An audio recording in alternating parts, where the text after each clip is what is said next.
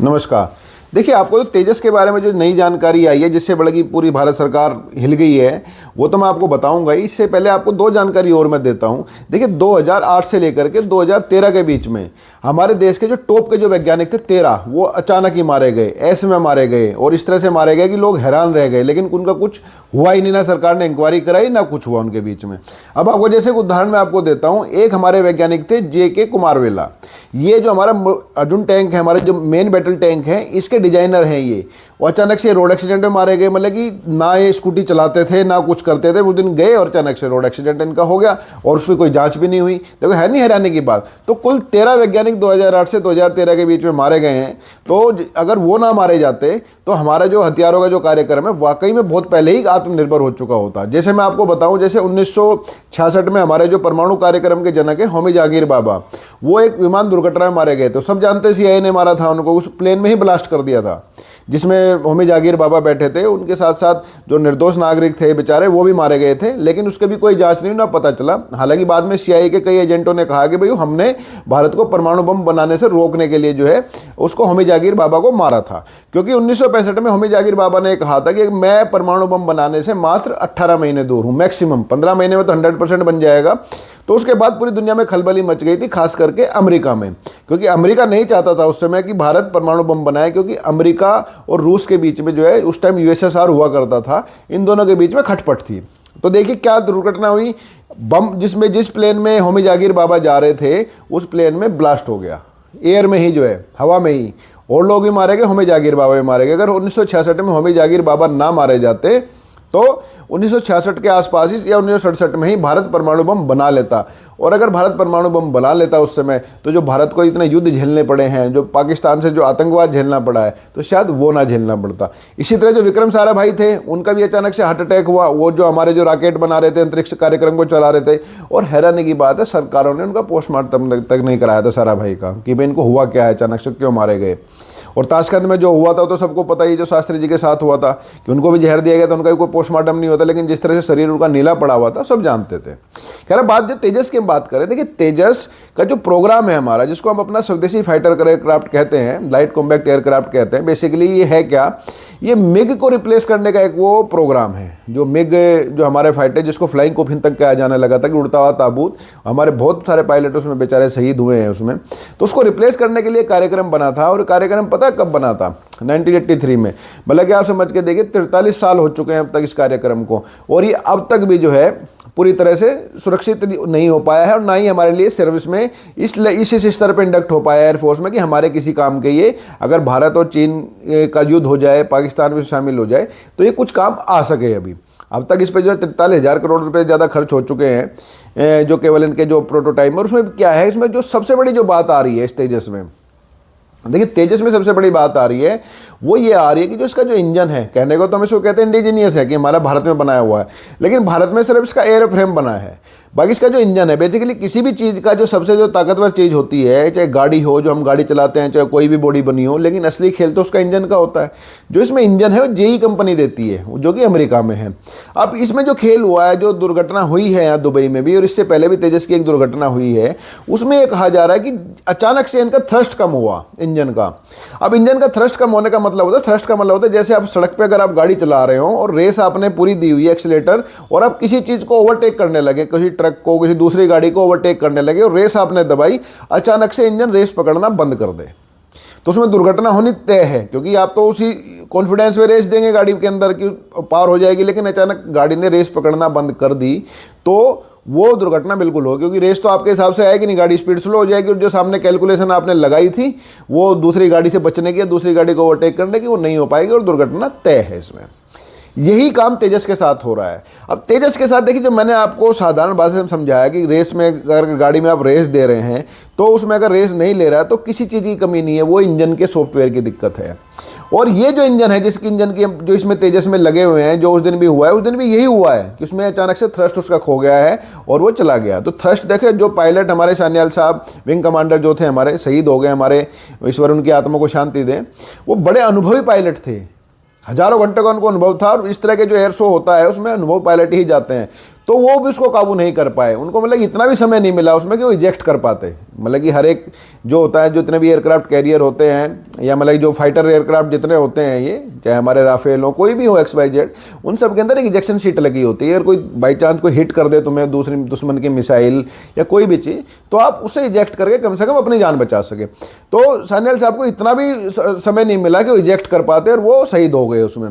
तो जानकारी आ रही, देखिए सरकार इस चीज़ को छुपा रही है, लेकिन जो पूरा खेल है जानकारी आ रही है, इसमें खेल में जानकारी है कि मामला इंजन का ही था। जो जानकारी है, पूरी जो रिपोर्ट आई है, रिपोर्ट के हिसाब से कि ये सारी की सारी जो चीज़ें हैं ये उसी की वजह से हुई है। क्योंकि अब सरकार के सामने मजबूरी ये है कि भाई अब अमेरिका का नाम कैसे ले, क्योंकि अमेरिका इस प्रोजेक्ट को पहली बार डिले नहीं करवा रहा है। देखिए मैं आपको बताऊं, तेजस के लिए जो इंजन आने हैं वो जेई से आने हैं।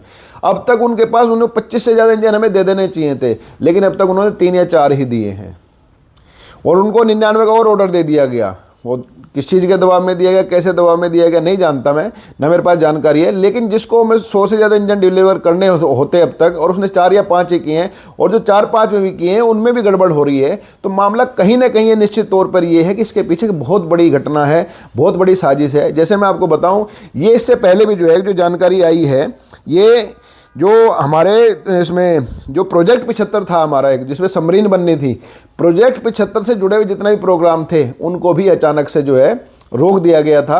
1990 के दशक में जो है फ्रांस ने, यहाँ तक कि जो हमारा सबसे खास दोस्त है रूस, उसने भी जो क्रायोजेनिक इंजन देने से अमेरिका के दबाव में मना कर दिया था। तो देखिए मैं आपको बताऊं, दुनिया को 2 ही लॉबी चलाती हैं, एक तो होती है हथियार लॉबी, एक होती है फार्मा लॉबी। फार्मा लॉबी दवाई वाली जो है, तो हथियार लॉबी जो है कोई नहीं चाहते। जो हथियार लॉबी सबसे बड़ी 2 ही देशों के पास है, एक अमेरिका के पास है, एक रूस के पास है।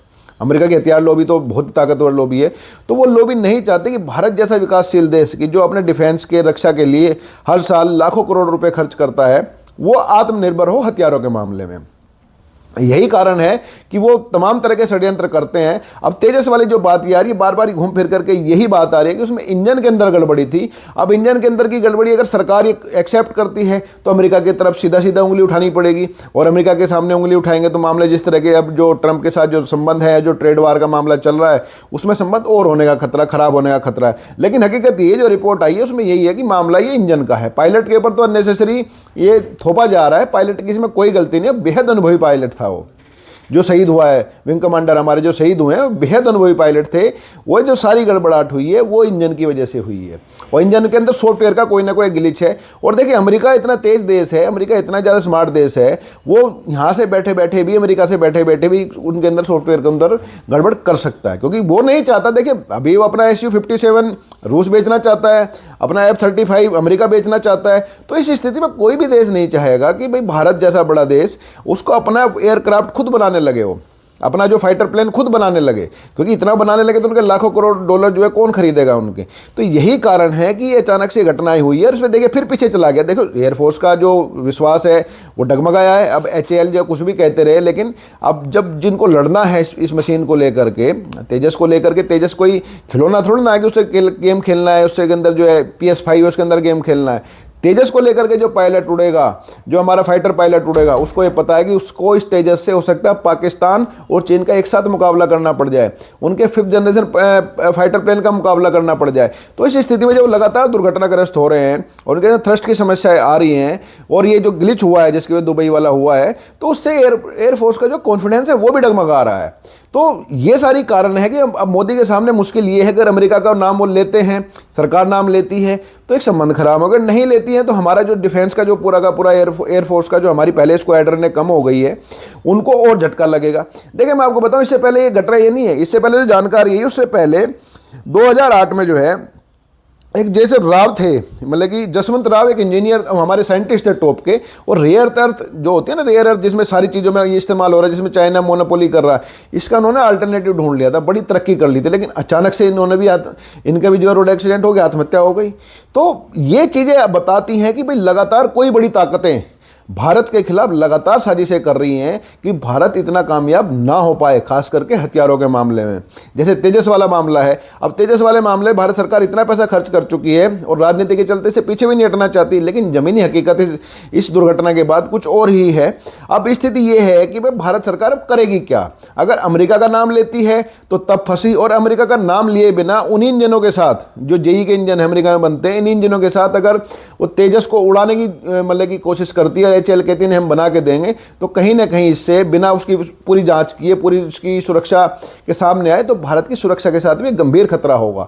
लेकिन बात यह है कि कुल मिलाकर के करना क्या है, तो करना भी सरकार को है कि देखिए जांच अब तक जो रिपोर्ट आ रही है उसमें तो बात क्लियर हो गई कि इसमें पायलट की गलती नहीं थी। जो हमारे फाइटर पायलट थे, विंग कमांडर, बड़े अनुभवी थे, और अचानक से उनका थ्रस्ट खो जाना ये कहीं ना कहीं उसमें सॉफ्टवेयर की ग्लिच की तरफ इशारा कर रहा है, और सरकार ये सब जानती है। और यही कारण है कि जो हमारे प्रोजेक्ट डिले होते हैं ना, हमारे जो वैज्ञानिकों, जैसे मैंने बताया कि 13 से ज़्यादा वैज्ञानिक अचानक से मर चुके, किसी ने सुसाइड कर लिया, किसी का रोड एक्सीडेंट हो गया, कोई डूबने से मर गया, मतलब जो तैराक था टॉप का उसकी डूबने से मौत हो गई, जो हमारे डिफेंस प्रोजेक्टों से जुड़े हुए थे। जैसे मैंने अर्जुन टैंक वाला जो मैंने आपको बताया कि उन्होंने कभी स्कूटी भी नहीं चलाई थी, आता भी नहीं था उनको गाड़ी चलाना, लेकिन वो चढ़े सड़क पे स्कूटी से, मतलब दुपहिया वाहन से उनका एक्सीडेंट हो गया। कितने हैरानी की बात है, और कोई जांच नहीं करवाई सरकार ने।